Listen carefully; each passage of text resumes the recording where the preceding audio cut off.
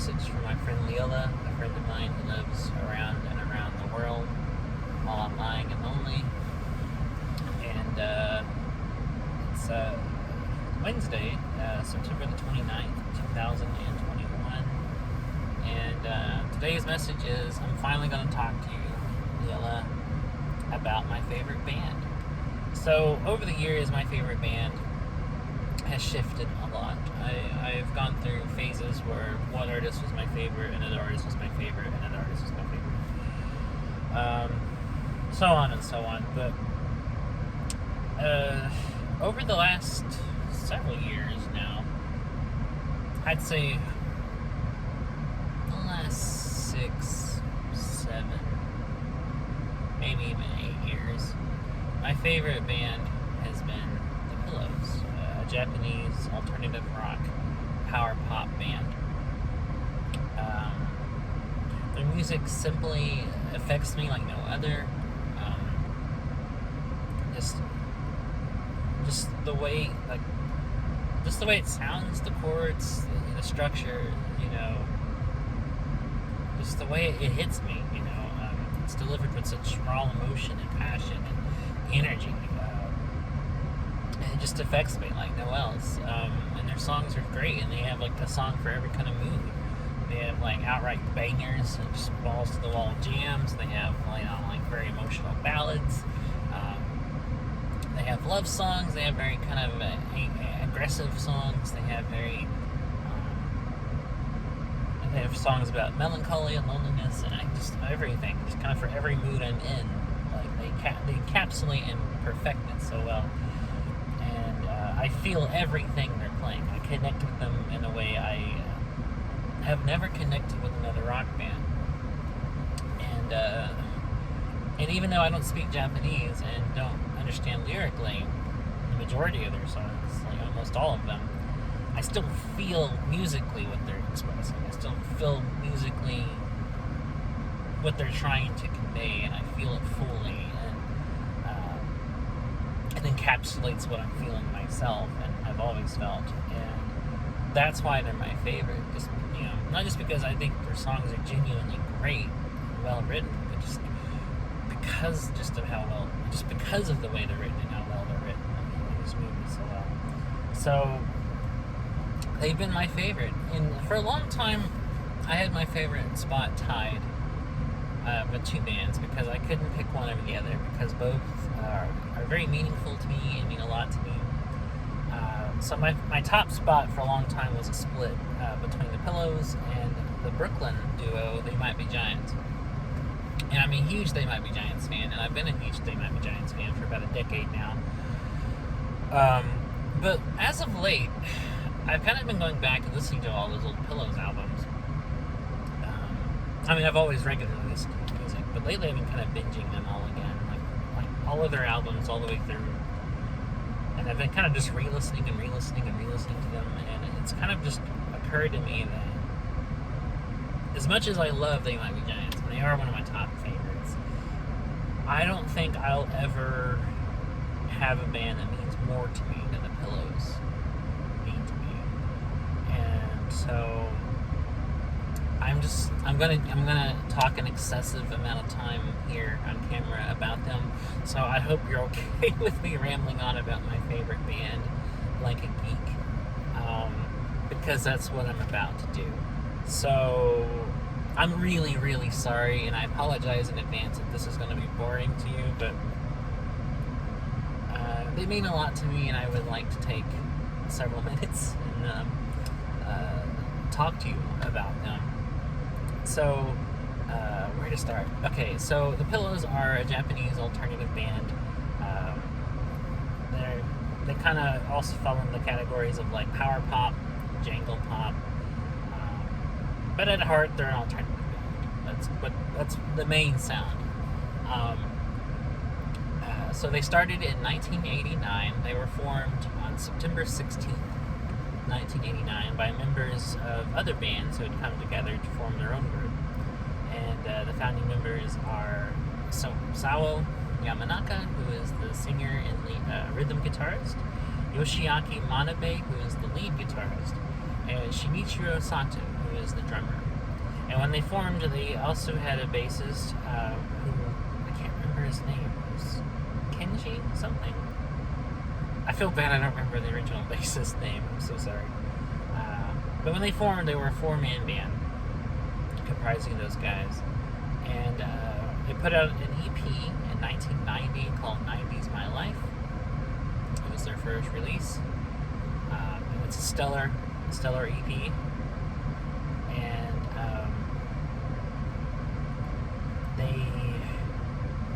I want to say put out another EP as well in 1990.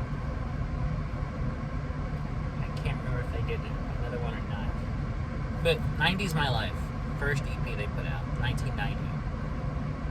And during this period they had it was kind of a rawer sound than I would have later. It's kind of garagey, kind of like some lads playing in a garage, just jamming out. And it has kind of like a jangly guitar sound, like kind of like the jangle guitar sounded like REM, kind of like those guitar tones. And the songs have almost like a 60s kind of sound to them, like the guitar tunings and the type of guitars and kind of that chiming guitar sound. It's very much reminiscent of like 1960s rock bands during this period. And then they released their first album in 1991, the year I was born, called Moon Gold.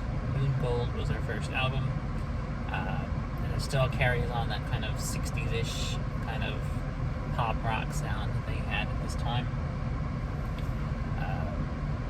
Because they would go on to have different sounds over time, what they call movements. That's what the Pillows themselves call these kind of changes in sound. So this was what would be considered the first movement. So they put out the first album, Moon Gold, 1991, and then they went on to put out their second album in 1992 called White Incarnation. And these first two albums would go on to have like their early sound, comprising of when the band were a 4-man band. But then, in 1992, the original bassist, Kenji, left to form his own band and to pursue his own artistic career. So, the Pillows carried on as a 3-piece after that, and have still remained to this day a 3-piece band. And it was during this time they kind of took some time to regroup, kind of try to figure out what kind of sound they were looking for, kind of wanted to figure out which direction they wanted to go.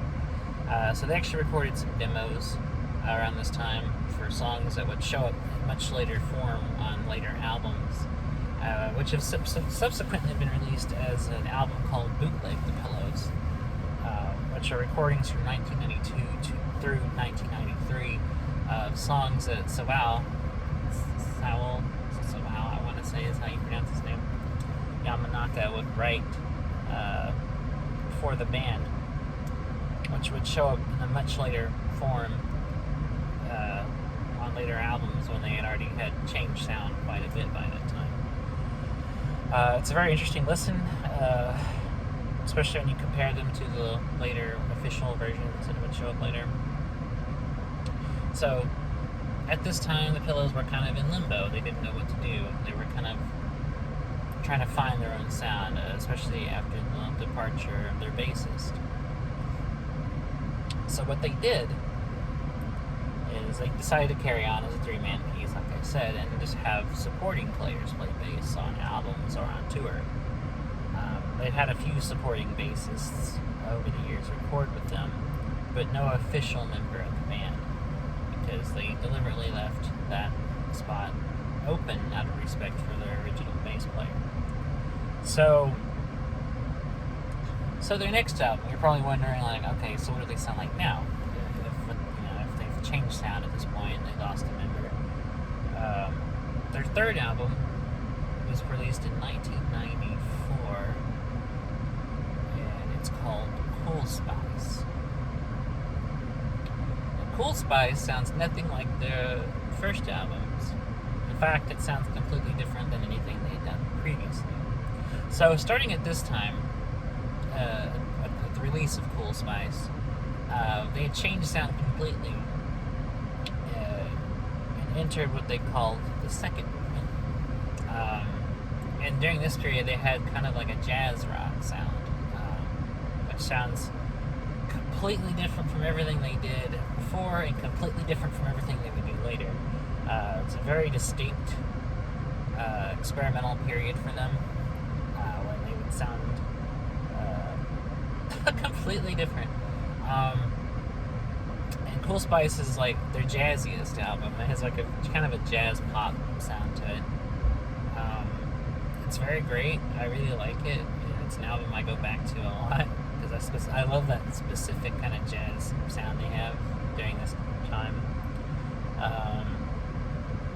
And it's well worth the listen. I mean, all their albums are well worth listening to, but if you kind of want something softer on the jazzy side, that's a great recording to go to. I really like it. And it kind of is versatile because it has kind of some poppy jazz numbers on it. Songs like Monochrome Lovers and Twilight Park Waltz. But it also has like kind of a reggae-inspired song called Standing in Front of a Locked Door. And they have a full-on rock song on it that jams really hard called Naked Shuffle, which actually sounds a lot different from everything else in the album. It's a track that stands out because it's a full-on rock song that jams really, really hard. It's a almost punky kind of number. Okay, at this point, the Pillows had kind of established themselves. They were a few albums in, and they kind of established a pattern that they would go on to have for their full career, which is make an album, go out tour it, make an album, go out tour it. So this is the approach they would always have and still continue to do now. So anyway, they moved on, and they put out their fourth album, which is called Living Field in 1995. And Living Field would be slightly different sound from Cool Spice, but would retain some of the jazzy aspects, but also go on to kind of have like a pop as well as a soft rock kind of sound. It's still very much a jazzy album, just not as jazzy as like some of the stuff from Cool Spice, and it would sound completely different from the albums after. So Living Field's kind of a transitionary album between the jazziness of Cool Spice and the stuff they would do later as a more alternative sounding band, while still not fully having that directly alternative sound yet. Living Field's a great album as well. It has some jazzy numbers on it, like there's a song called Sunday, which is a very jazz guitar-oriented song. Something Like a Romance is a very jazzy number. Goodbye Sweet Pain is a straight-up jazz number. And there's some more like soft ballads. There's a song on that album called Girlfriend. It's a very soft like love song.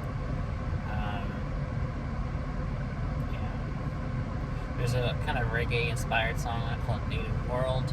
And it runs the kind of gamut between these kind of genres. It goes from kind of like soft jazz rock to like soft pop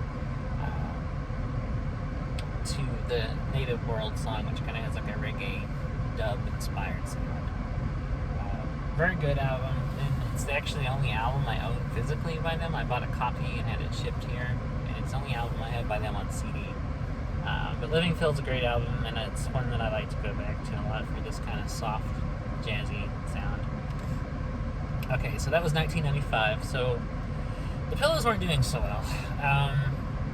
The albums weren't selling as much as they'd like, and they were kind of struggling. They needed kind of a hit. They needed to kind of break through and to kind of connect with audiences. So they decided to regroup and change sound again. So when they released their next album, which was called Please Mr. Lostman, as a play on the song by the Marvelettes, Please Mr. Postman. In 1997, they had changed sound completely, and this was the start of the third movement. This was the start of when they started sounding like an alternative band. Please Mr. Lostman is an interesting album too because it's also very transitionary. It's an alternative album, but it sounds nothing like the albums they would do later. It sounds very much like a bridge between the Living Field sound and like the alternative sound. So all the songs on it do have an alternative rock sound.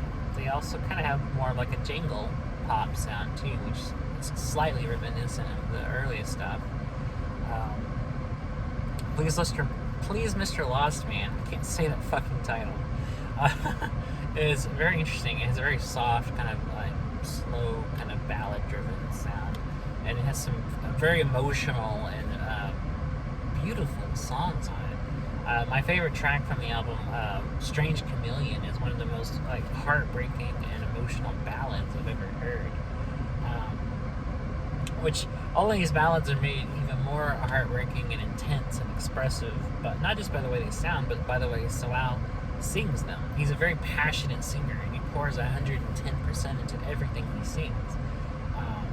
Like every song they do, like he sounds like he's singing as if his life depends on it, and I love that. I love that he pours all of his blood, sweat, and tears into these songs. Just you can tell he means every fucking word that he's singing on record, and I love it. So songs like "Strange Chameleon," which are meant to be emotional anyway, sound doubly so by just the sheer expressiveness in which he sings it. You know, it's so good, so good. And the whole album's fantastic. Between tracks like "Ice Pick," which is a very soft kind of ballad,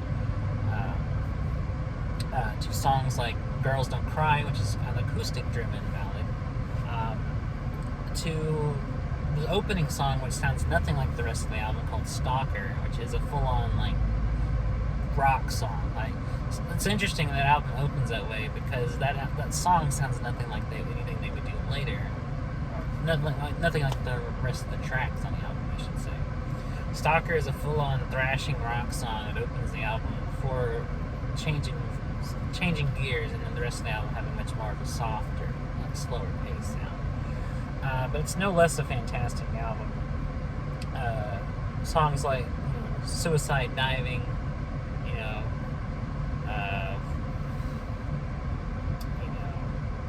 "Swanky Street," so good. "Today She's" a great song. So good stuff. I just fucking love it. So that was 1997. They transitioned out. They had found their path because they would continue to be an alternative rock band exclusively from this point on, and continue to do albums much more in this style for many years later. So now that they've kind of found their feet a little bit, they can go on to their next album, which was 1998's album, "Little Busters." "Little Busters" would go on to have some of the most defining songs of their career on the album that fans even today still know. From the title track, "Little Busters," to songs like, "Like a Love Song," "Back to Back," to "Another Morning," just like some of the most popular songs.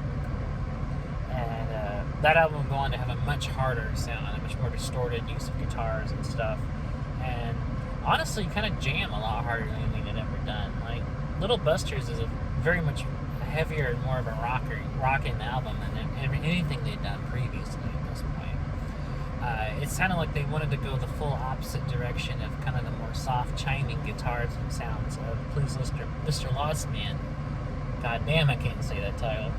Into something a lot more heavier, using fuzzier, distorted guitars and such, which they pull off on this album very well. And you think it would be very jarring, but the thing about the Pillows is they combine these sounds with an actual skill of songwriting. So Al writes all the band's music, and he is an amazingly talented songwriter, as well as a fantastic singer. And so like the songs on the album have almost an anthemic feel to them. All of them feel huge, and all of them feel like heavy, but they're also still expressive. Like, it's not just all distortion and walls of noise. Like, there's melody and emotion being expressed here.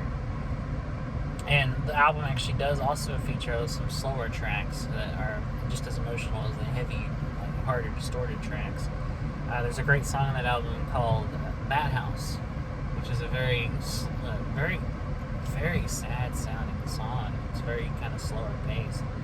and more melodic than it is heavy. There's also an acoustic song on the album called Black Sheep, which is entirely just an acoustic song on vocals. Like, I think it's just literally just so out playing a guitar and singing with no other accompaniment. And it's such a good song. So we're moving into like the main stuff that Pillows fans know them for.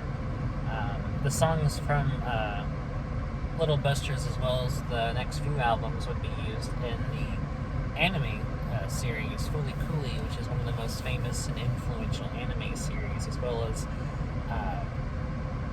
considered one of the best and the groundbreaking works of anime in the medium. And it's known not only in Japan, but by fans here in the U.S. as well, including myself. And that's where a lot of the people in America first heard the Pillows, was their music showing up. And that's how I found them as well. So, songs from that album, as well as the next album, which is called Happy Bivouac, would be featured thoroughly throughout that anime. And Happy Bivouac came out in 1999. It has some very famous songs on it. It has Crazy Sunshine, the title track, Happy Bivouac, Beautiful Morning with You, Our Love and Peace, a bunch of fantastic songs on it. Rush, so many good songs. Happy Bivouac's probably the most famous album as far as like to American listeners for having so many songs on it featured on the Fooly Cooly soundtrack. And it's probably my favorite album of theirs, honestly. It's the one I've listened to the most and one I keep coming back to the most. And it has like the most tracks that are very nostalgic to me from first hearing them at Fooly Cooly. Because some of the most famous like Pillows songs to American listeners are on Happy Bivouac, including the songs Happy Bivouac, Last Dinosaur, Beautiful Morning with You, Advice.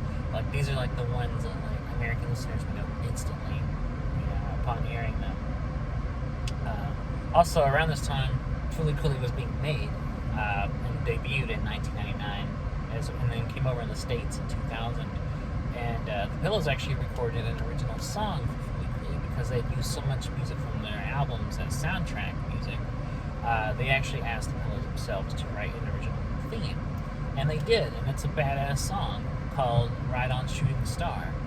And any anime fans, and Fooly Cooly fans, and any casual American fans of the Pillows all know this song. Like, this is like the one rallying cry that we all know.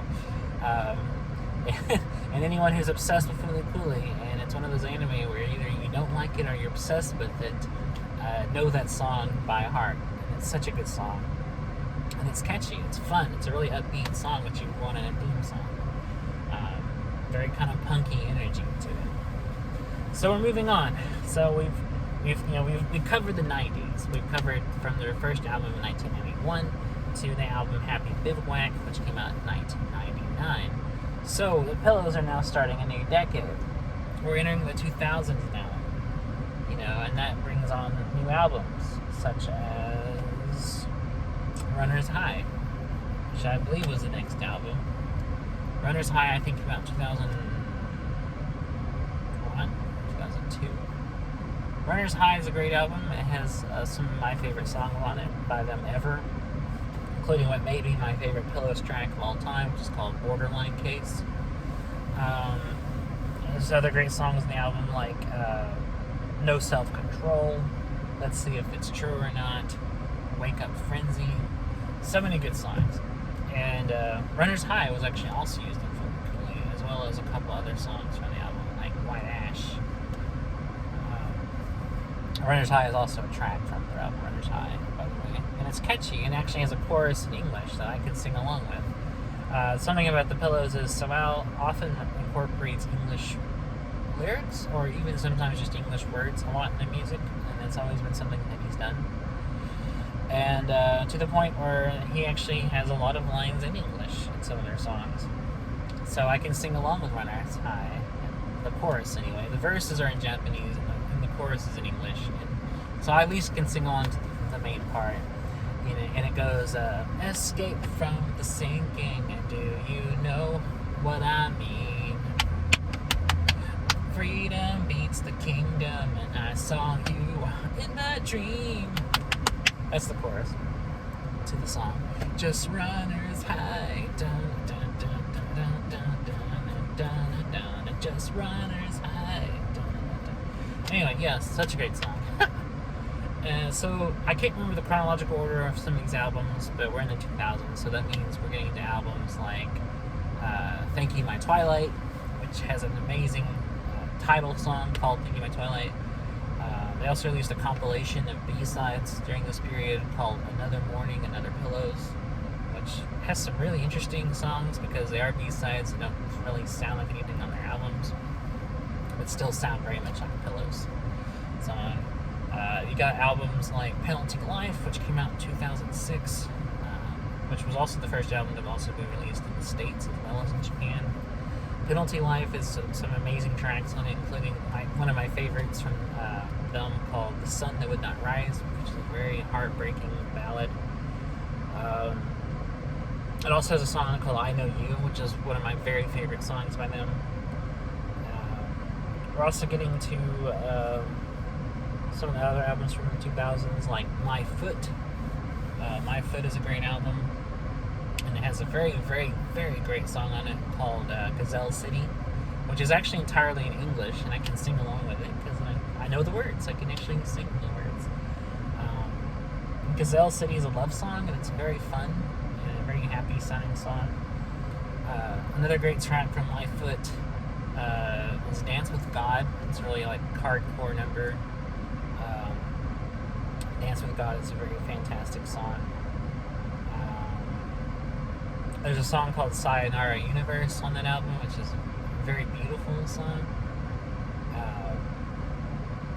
And from what I remember about reading a translation in the lyrics, it seems to be about a guy getting into a rocket and just going off to the furthest edges of the universe. I think that's a very beautiful idea for a song. Let's see. Also in the 2000s, they put in an album in 2001 called Smile. And Smile is a very interesting album because it sounds nothing like anything by them, actually. Smile is a very unique sound in the Pillows catalog because the songs are slightly heavier than usual, but they're also kind of more... I don't know how to explain it. Like, there's something about the album that sounds different. Like it sounds almost more experimental. Like they were trying to experiment with sounds or kind of with more distortion or certain pedals, or like there's a very kind of experimental feel to it. And even though the songs themselves are very much Pillow songs, the production and kind of like the effects used, it sounds slightly different, and it gives the album a very unique feel. And Smile is also one of my very favorite albums of theirs. Like the songs on it are just some of the best songs they've written, in my opinion. The title track is a ambitious 6-minute track that changes sound midway.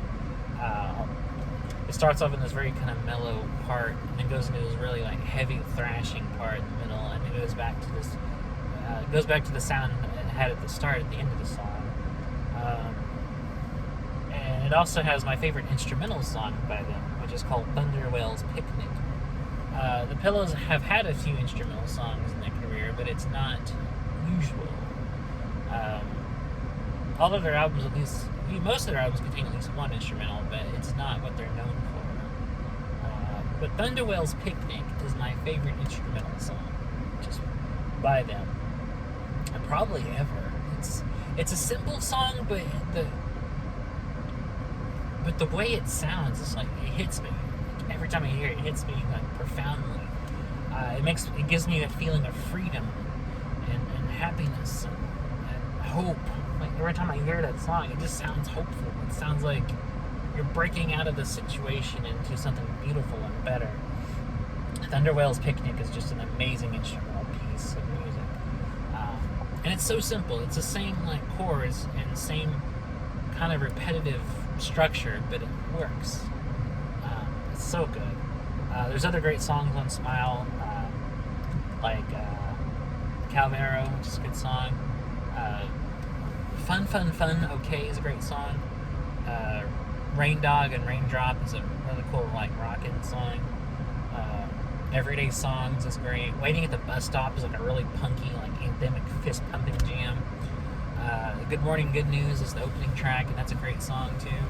Just that whole album, from start to finish, is fantastic. And a fun fact about Smile is it was released on Halloween in 2001, which is my favorite holiday, probably my favorite day of the year. And that's one of my favorite albums ever, and it was released on that day. So that's even makes it even better. And Smile is just a great album. So also, and they put out a bunch of stuff. So I'm trying to get through all the 2000s albums. So I've covered Smile, I've covered Penalty Life, I've covered My Foot, I've covered Runner's High. So another great album from the 2000s is Wake Up, Wake Up, Wake Up, which I've been listening to a lot lately. Just the past few days, I've been listening to Wake Up, Wake Up, Wake Up a lot. That album came out in 2007. It's so good. I know I'm sounding like a broken record here, but it has some fantastic songs and some of my favorites.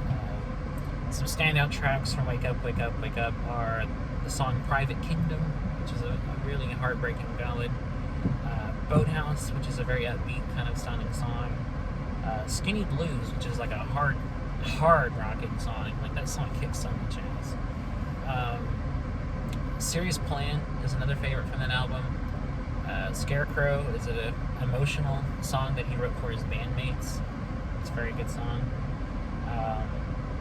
Wake Up, Wake Up, Wake Up is a good song. And the line, Wake Up, is actually from the song Wake Up Dodo.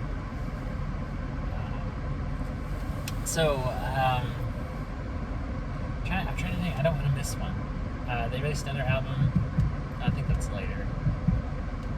Because of course they were still doing stuff in the 2010s too. I'm trying to make sure I don't miss any of the stuff from the 2000s. I mentioned their compilation, Another Morning with Pillows. They put out another compilation around this time called Lock, Stock, and Two Smoking the Pillows, which feature re-recorded versions of earlier songs to mark their anniversary. They also put out another album around this time called Turn Back, which was an EP that also featured re-recorded versions of earlier songs. They also put out another EP called 90s My Life Returns, which featured re-recorded versions and new stuff to mark the anniversary of when they put out their first EP, 90s My Life. It's so good. So we're moving to the 2010s, because I feel like I've covered the 2000s. Although I just know I'm leaving something out. So the 2010s are still putting out albums, they're still recording, they're bigger than ever. They're putting out albums like Pied Piper, which has some great tracks, including Purple Apple, which is a really cool rock song. Last Holiday is my favorite track from Pied Piper. Moondust came out in 2014, that's a great album. Features some good stuff. Oh, the album Trial. They did an album called Trial, which was released in 2012. Trial is probably my second favorite behind Happy Bivouac as far as favorite Pillows albums. I've been wearing that album out lately too. Standout tracks from Trial are the songs Minority Whisper. I can't remember what it's in Japanese, but they did a song that translates to Guitar Without an Owner, which is a very beautiful, beautiful song. Title track Trial, Rescue, Comic Sonic. These are some of my favorite tracks from the album Trial. Flashback Story is a cool song too. Trial is just like a standout album and one I would definitely recommend to Pillows fans or newbies to the Pillows. Around the 2010s, they also put out another compilation of B-sides called Across the Metropolis, which has a lot of music. It's like 2 discs worth of music. All B-sides and stuff, including some great tracks like Tabasco Disco. What else, man? What else? So much music. These guys are so prolific and put out so much. Okay, I'm trying to get through all of the 2010 stuff here. So we covered Moondust, Trial, Pied Piper. I feel like I'm missing a couple more at least. I hate when I can't think of something. Especially something that means a lot to me, like the Pillows. So I'm just so forgetful. Man.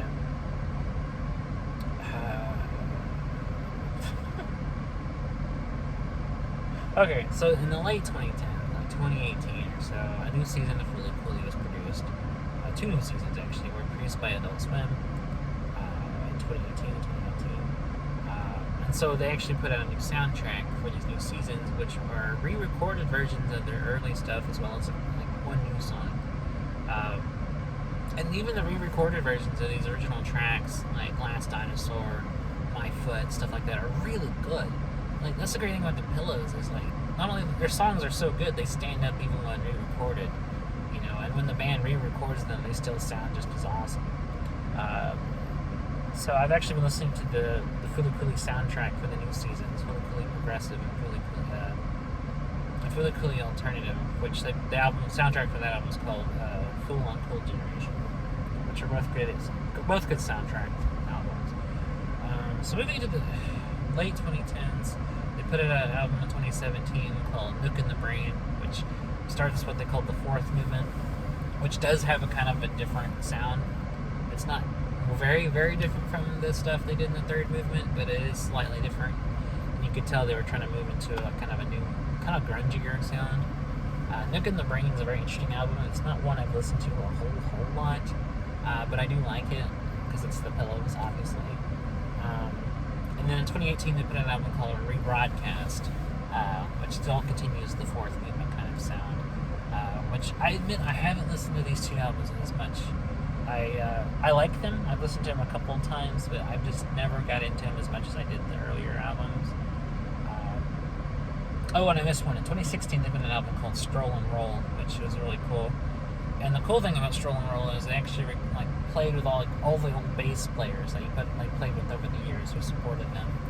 So all the old original bass players after the official bass guy left, all the supporting players who helped them came back to play bass on the tracks for Stroll and Roll. And I think that's really cool. And Stroll and Roll is a good album too. It has some good songs, including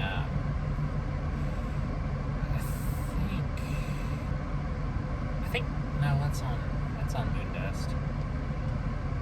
I'm getting my songs mixed with my albums because I always think one song is on one album and it's on the other. Interesting.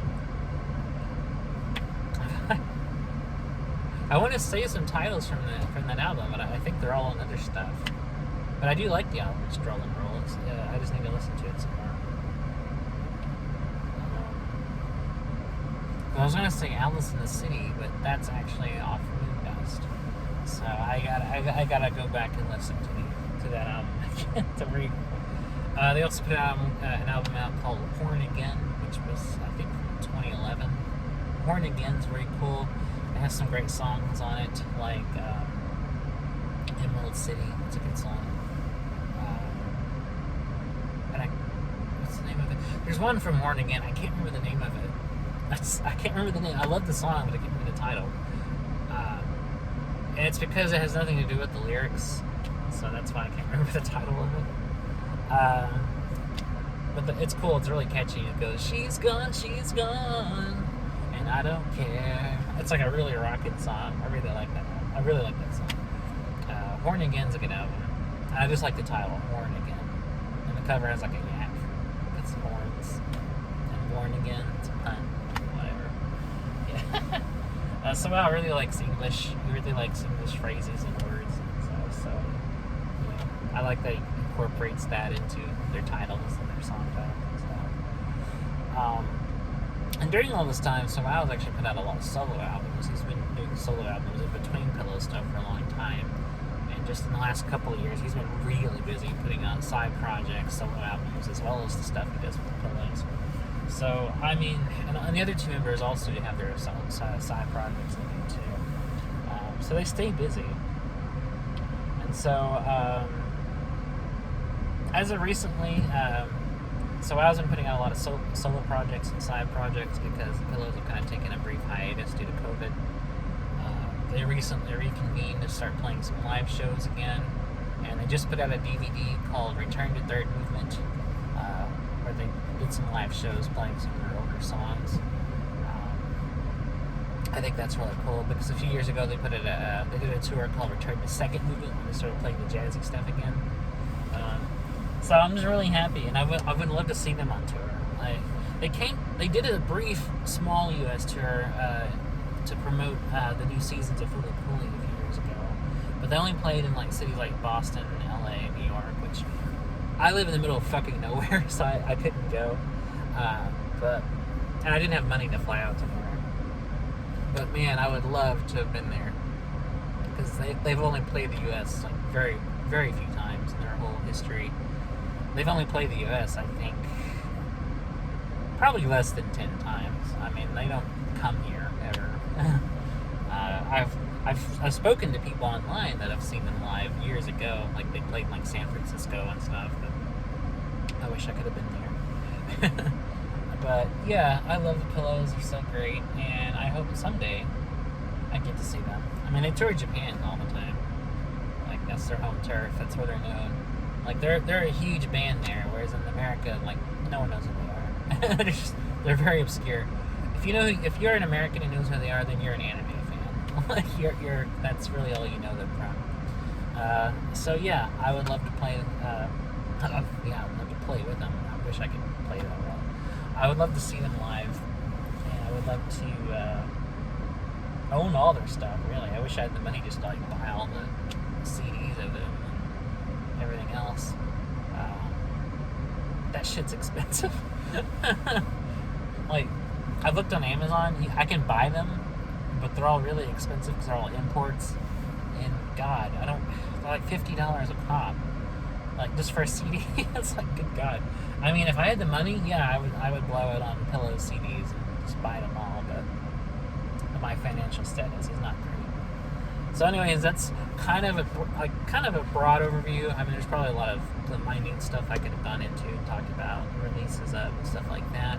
But that's the general overview of the Pillows and kind of like their albums and like what I think about them. And I'm sorry I've talked so long about them, but I really fucking love the Pillows. So as you can tell.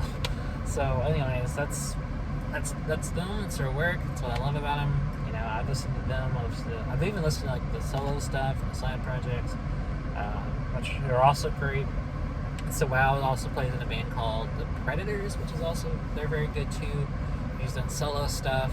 He's in another side band called Casablanca, which put out 3 albums, and they're also good.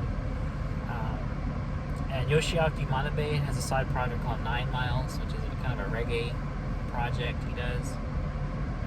It's like a solo project that he does where he kind of plays all instruments and mixes and everything. And their drummer also is collaborating with, is produced for and even collaborated with another band, which I can't remember what they're called. I think they're called The Peas, I want to say. Which I haven't listened to them, but I need to listen to it, because I've listened to 9 Miles and I've listened to all of Sawow's like solo projects and solo music. So anyways, that's the Pillows, and I'm sorry I've talked for an eternity. To quote the Pillows, an infinity times. Like, that's the amount of them. So yeah, that's the video. I've talked too long. I hope you're doing okay, Lilla. I'm sorry that I'm talking to you today.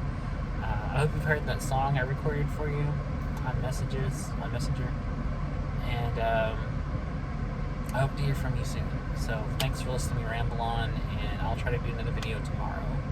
So stay tuned. Talk to you later.